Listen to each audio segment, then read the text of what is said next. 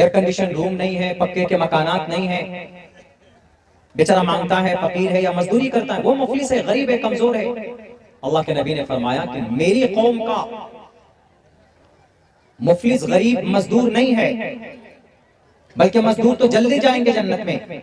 बेचारा मजदूर तो कहेगा कि अल्लाह मैं मट्टी काटता था, 400 रुपए मजदूरी मिलती थी, 200 रुपए खाता लाता था बचा के, 200 रुपए बचा के रखता था, ये हमारा हिसाब किताब। बाकी जो लोग हैं उद्योगपति लोग, पैसा कहां से आ रहा है, 2 नंबर कहां आ रहा है, वृद्धा पेंशन मार खराब पॉकेट में भर रहे हैं, बहुत सारे तो इंदिरा आवास लूट कर बैठे। सवाल का जवाब देना पड़ेगा, कहां से कमाए पैसे बताओ। आज यहाँ तुम्हारा कोई मंत्री या तुम्हारा कोई सीएम या पीएम नहीं बचाने वाला है। आज मैं हूं यहाँ का सबसे बड़ा जस्टिस, चीफ जस्टिस मैं हूं। झूठ, किसी के ऊपर कोई जुल्म ज्यादती नहीं, एक एक आने का, एक एक राय के दाने का, एक एक मोमेंट का हिसाब वहां देना पड़ेगा रब के सामने। तब कहा जाएगा उससे कि बताओ कौन बचाए। दुनिया में तो पहुंच ऊपर तक थी, फोन करके बचा लेते थे तुमको, नहीं ये मेरा आदमी है, मर्डर किया है, मंत्री का बेटा है, तो फोन हो जाता है तो जनाब कोई उस पर केस फाइल नहीं। दुनिया में है, ताकत में है, तो यहां तो कर लेते हैं, मरना तो है। सब चीज में इख्तिलाफ है, सारी चीजों में इख्तिलाफ है, अल्लाह में इख्तिलाफ है। दुनिया के हिसाब से मुसलमान एक अल्लाह को मानता है, हिंदू 33 करोड़ देवी देवता को मानता है। परेशानी खत्म करने के लिए हनुमान चालीसा पढ़ते, जय हनुमान ज्ञान गुण सागर, जय कपीसते हूँ लोग उजागर। दुर्गे माता का जपते हैं, गायत्री मंत्र पढ़ते हैं। सिखों में चले जाएं तो उनका मूल मंत्र है एक ओंकार सतनाम करता विरुत नरवो नरवीर, उनका वो अकीदा है। जैन धर्म में चले जाएं तो महावीर जैन स्वामी को खुदा बनाकर पेश करते हैं। बुद्धिस्ट में चले जाएं तो गौतम बुद्ध सिद्धार्थ को वो अपना परमात्मा, अपना खुदा बनाकर सामने पेश करते हैं। खुदा में इख्तिलाफ है, खुदा में भी इख्तिलाफ है, दुनिया की हर चीज में इख्तिलाफ है, लेकिन एक चीज में कोई इख्तिलाफ नहीं, वो ये है मौत। मौत में कोई इख्तिलाफ नहीं, मरना सबको है। एक हिंदू भाइयों का भी अकीदा है कि मौत इंसान को आती है, भले ही मरने के बाद आवागमन का अकीदा है, 7 जन्मों का अकीदा है, वो अलग बात है, लेकिन वो भी जानते हैं कि मरना है। साइंसदान हो, अल्बर्ट आइंस्टाइन हो, दुनिया का किसी भी धर्म का मानने वाला हो, सबका अकीदा है इस बात पर कि नहीं, मौत आनी है। कुल्लु नफ्सिन ज़ाइक़तुल मौत, ऑल मस्ट टू डाई, सबको मरना है, मौत पर कोई इख्तिलाफ नहीं है। मरने के बाद वही सवाल जवाब का हिसाब, मर जाओगे। दुनिया में जितनी जुल्म ज़्यादती की है, रब का कुरान कहता है ला युगादिरु सगीरतन वला कबीरतन इल्ला अहसाहा।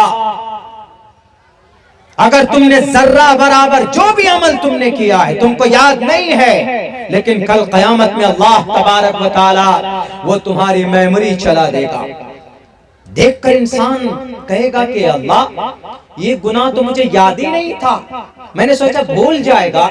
अल्लाह कहेगा कि 2 रिकॉर्डर, 2 वीडियो शूट करने वाला, जैसे ये ना मेरी तकरीरें हो रही है, रिकॉर्ड हो रही है, मीडिया वाले रिकॉर्ड करेंगे, कल डाल देंगे, तो मेरे एक एक मोमेंट, जैसे मैं हाथ हिलाऊंगा, बोलूंगा, सारी चीजें इसमें रिकॉर्ड हो सकती। इसमें तो एडिट भी कर सकते हैं, एडिट करके हटा भी सकते हैं, कुछ और भी डाल सकते हैं, लेकिन किरामन कातिबीन यअलमून मा तफअलून, किरामन कातिबीन यअलमून मा तफअलून। वो ऐसा कैमरा है कि रिकॉर्ड हो जाता तो उसको अल्लाह ही डिलीट कर सकता है, बाकी कोई नहीं कर सकता, उसमें वायरस भी नहीं आता। ये तो कैमरा बनाने वाला कौन, कैमरा इसका लेंस बनाने वाला इब्न हैसम है, मुस्लिम है। आप इल्म ऑप्टिक्स पढ़िए, वो आपको पता चल जाएगा। स्टीफन ब्रेड हार्डली 336 सफ़े की किताब लिखी है कि कैमरा बनाने वाला और इस कैमरे में लेंस डालने वाला पत्थर कैसे, जमीन पत्थर कैसे समंदर में चलता है, जिंदा रहता है, उसके ऊपर तहकीक करने वाला, वीनस प्लानेट को खोज कर निकालने वाला इब्ने हैसम है, जो मुस्लिम रहनुमा और रहबर था, मुस्लिम साइंसदान था।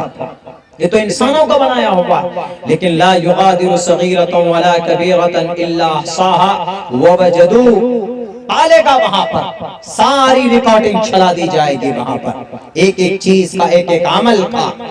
आज दुनिया में तो जनाब पैसा आपके पास है तो जनाब पुलिस थाने में देकर, साहब कोर्ट में जाकर पेशकार से मिलकर जस्टिस को, चीफ जस्टिस को मैनेज कर लिया जाता। लेकिन अल्लाह तबारक व तआला के नजदीक कोई किसी का नहीं होगा, पुरसान हाल किसी की नहीं चलेगी वहां पर। वहां लाख इंसान दुनिया के अंदर बड़े ओहदे पर रहा हो, इस वक्त दुनिया का सुपर पावर ताकत अमेरिका माना जाता है, दूसरे नंबर पर इसराइल माना जाता है, दुनिया की सबसे बड़ी ताकत यूनाइटेड नेशन अक़वाम मुत्तहिदा माना जाता है। उसका चेयरमैन भी मरने के बाद रब के सामने में कहेगा या रब्बी नफ्सी नफ्सी। वहां पर सिर्फ वो आदमी अल्लाह तबारक व तआला के अर्श के साए के नीचे होगा जो इंसान होगा, जो इस धरती के ऊपर किसी को गाली नहीं दी होगी, किसी को मारा नहीं होगा, किसी को लूटा नहीं होगा, किसी के ऊपर जुल्म ज़्यादती नहीं की होगी, किसी का जमीन मार कर नहीं खाया होगा, किसी को दादागिरी से डराया और धमकाया नहीं होगा। अल्लाह कहेगा लिमनिल मुल्कुल यौम, कौन है आज यहाँ का खुदा?